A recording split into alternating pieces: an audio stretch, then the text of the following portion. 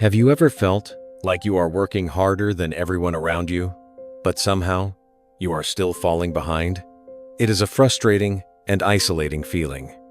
You might be the first person to arrive at the office and the last one to leave, yet your results simply do not match the sheer volume of your effort. Perhaps you find yourself working grueling 12-hour days, only to watch a colleague work 6 hours and get the promotion instead of you. Or maybe you are exhausted, burnt out, and barely sleeping. Yet you are forced to watch others succeed with what looks like half of your struggle. If you have ever wondered why hard work isn't enough, or if you are tired of being tired with nothing to show for it, then this story will change how you work forever. Our story takes place in a quiet farming valley, where families have worked the land for generations. Here lived a 2-year-old farmer named Thomas. Thomas owned a modest 10-acre farm that he had inherited from his father. He was a man of integrity, but he believed in one thing above all else: hard work. Every morning, Thomas woke up at 4 a.m., long before the sun touched the horizon. He went out to work his fields with his bare hands, stubbornly refusing to spend money on modern tools. He justified this grueling method by looking to the past. "My grandfather did it this way," he would say. "Hard work is the only honest way." And so he planted every seed by hand. He watered every row with a bucket, carrying it back and forth endlessly. He pulled every weed himself. From sunrise to sunset, Thomas worked. His hands were calloused and bleeding, and his back ached constantly. But he wore his exhaustion like a badge of honor. At night, he would collapse into bed, too tired to eat properly, and too drained to spend time with his wife, Sarah. Sarah would look at him with worried eyes and say, "Thomas, you're killing yourself. There has to be a better way." But Thomas would shake his head, entrenched in his belief. "Sarah, success requires sacrifice. Hard work never fails. I just need to work harder. Work harder work. Work harder work." The neighboring farmers watched Thomas with a mixture of admiration and pity. "That man works like 3 men," they would say. "If hard work alone could make someone rich, Thomas would be a millionaire." But the truth was much darker. Despite working twice as many hours as his neighbors, Thomas's farm produced barely enough to survive. Every harvest was a struggle, and every season brought him closer to debt. His crops were average, his yield was mediocre, and worst of all, he had no time, no energy, and no life outside of work. Next to Thomas's farm lived a man named Richard. Richard was the same age as Thomas, owned the exact same size farm, and had even started with less money than Thomas originally had. But something was fundamentally different in the way they operated. While Thomas was breaking his back from dawn till dusk, Richard worked from 8 a.m. to 2 p.m., a mere 6 hours a day. Richard didn't rely on brute strength alone. He utilized modern irrigation systems, hired part-time help during the busy harvest seasons, and spent his evenings reading, relaxing, and traveling with his family. To Thomas, this looked like laziness. Yet, the results told a different story. Somehow, Richard's farm consistently produced twice the yield that Thomas's did. This fact haunted Thomas every single night, gnawing at his belief that effort was the only metric that mattered. Then a brutal summer arrived, bringing a severe drought that hit the valley hard.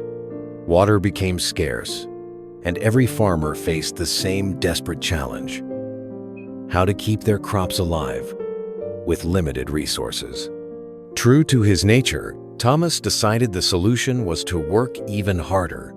He began waking up at 3 a.m. instead of 4 a.m.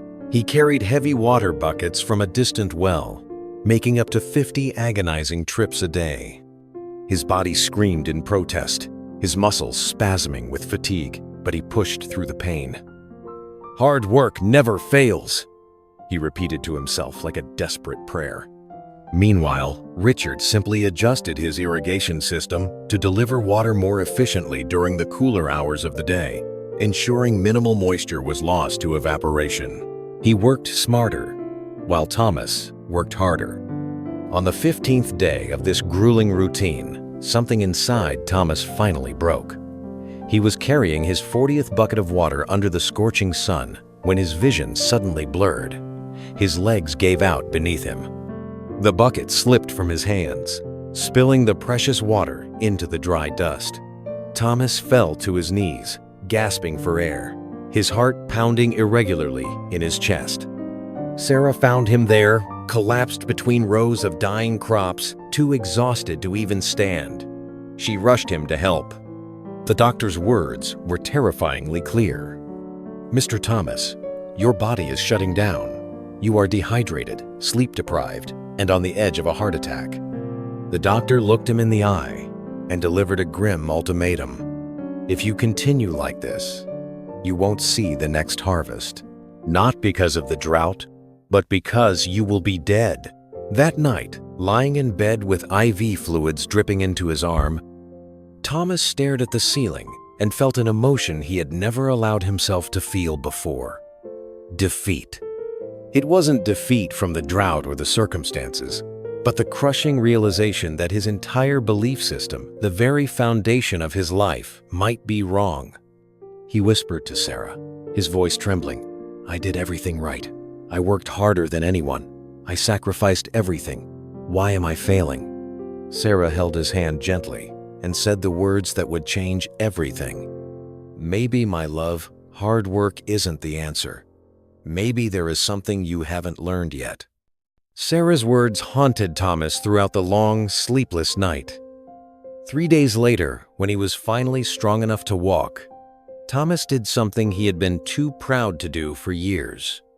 He swallowed his pride and walked over to his neighbor's house. He knocked on Richard's door. Richard opened it with a surprised smile, having heard about Thomas's collapse, and immediately invited him in. They sat together on Richard's porch, overlooking a farm that seemed to exist in a different world. Thomas looked at Richard's green, healthy crops, noting that the planting density was twice that of his own struggling fields. He felt a complicated mix of deep envy and burning curiosity. "Richard," Thomas began, his voice humble for the first time in his adult life, "I need to understand. I work twice your hours. I pour everything I have into my farm. But you work half the time and produce double the results. How?" "Dwarr." Richard remained quiet for a moment, absorbing the weight of the question. Then he stood up. "Come, let me show you something." They walked to Richard's tool shed. Inside, Richard picked up 2 axes. One was old, rusty, and dull. The other was sharp and gleaming.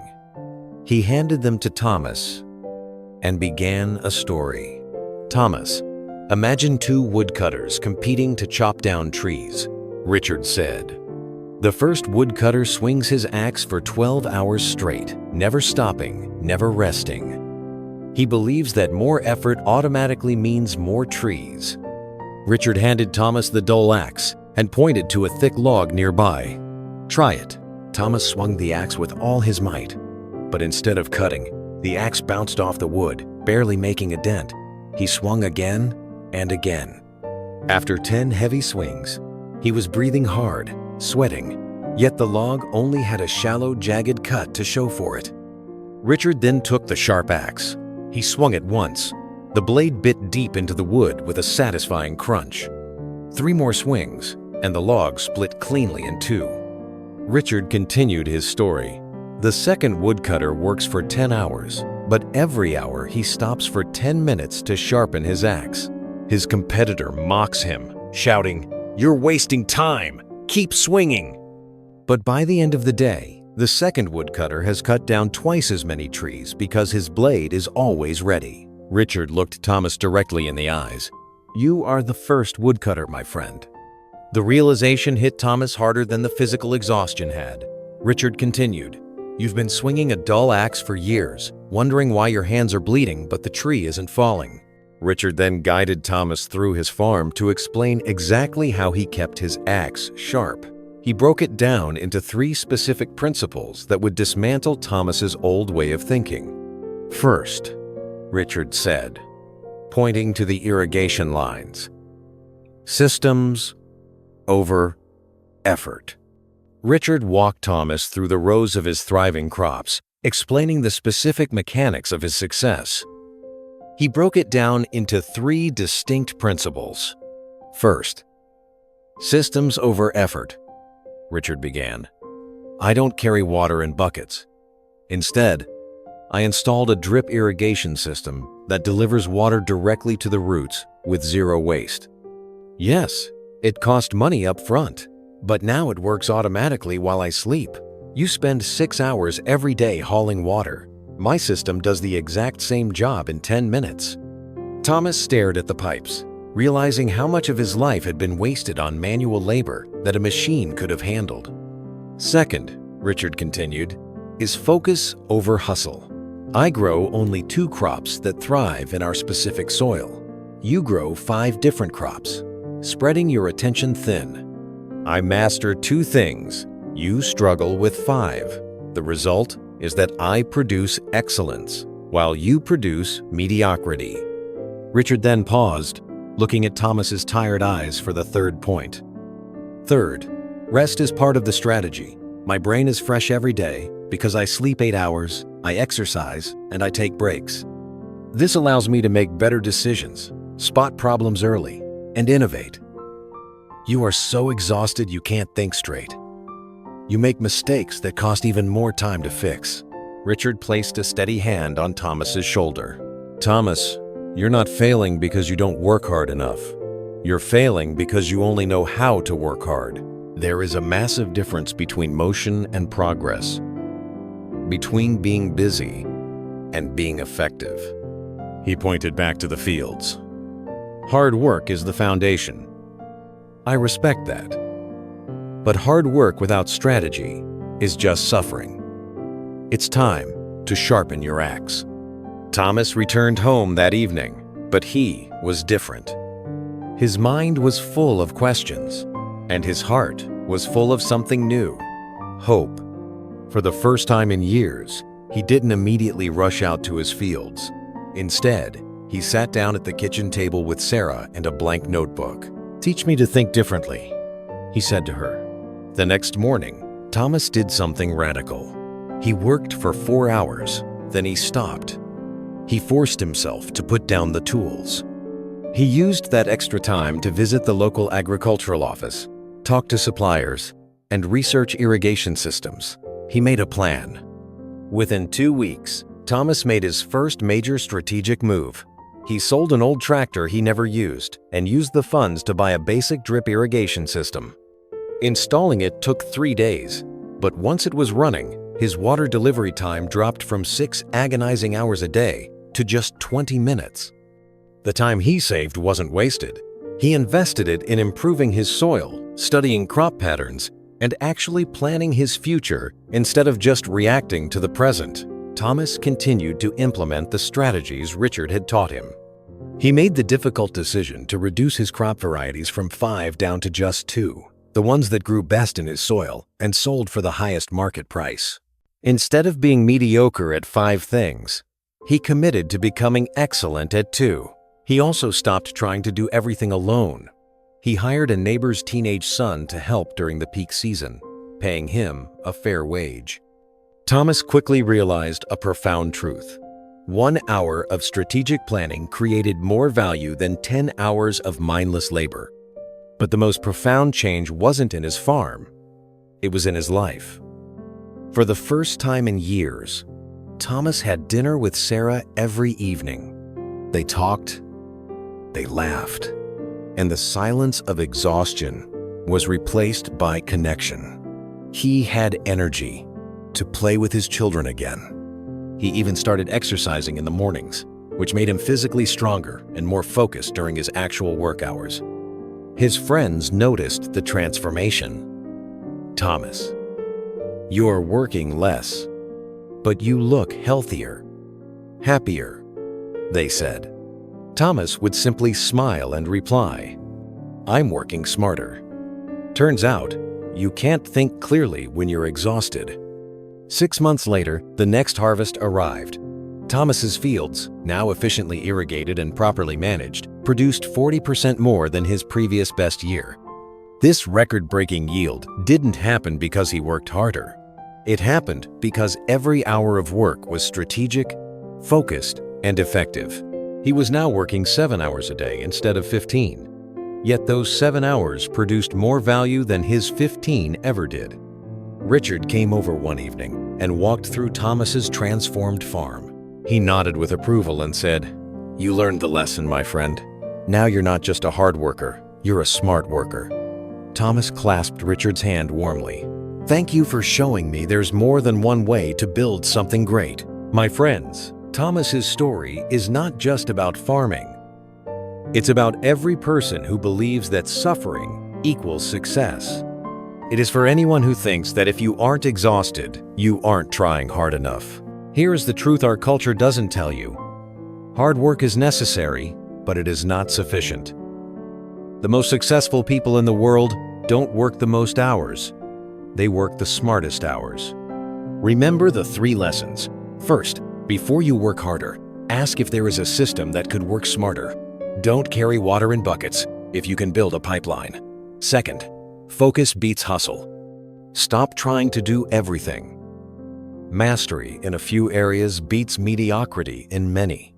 And third, rest is not the opposite of productivity. It is part of it. A tired mind makes expensive mistakes, while a rested mind sees opportunities. So, here is your challenge for this week. Look at your work. Find the one task you spend the most time on. Ask yourself, is there a smarter way to do this? A system I could build? A tool I could use? Because you are not a machine designed to run until it breaks. You are a human with a brilliant mind capable of creating leverage. Stop swinging the dull axe. It's time to sharpen it.